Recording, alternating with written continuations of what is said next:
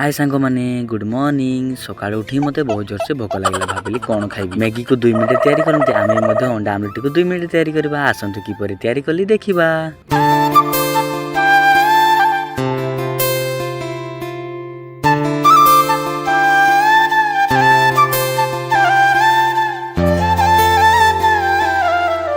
तापर स्वाद अनुसार लुण लंका हल्दी और जीरा गुंड हाथ मिसई देली।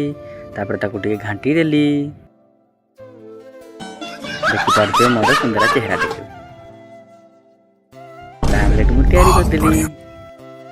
Few moments later.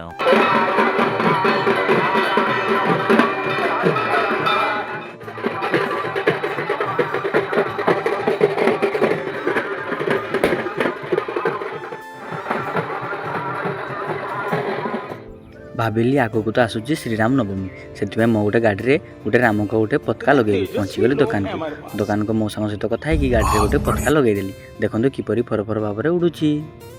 खरा दिन हम आम जो आंब न खाइबा से कौन हम आंब को आम आनी भल भाव में सफा कर छेंचबार लगे। देखो आंबटी किपरि प्रस्तुत कर बहुत जाल होता बढ़िया लगुला। ओ आपण तो केबे खाई नथिबे।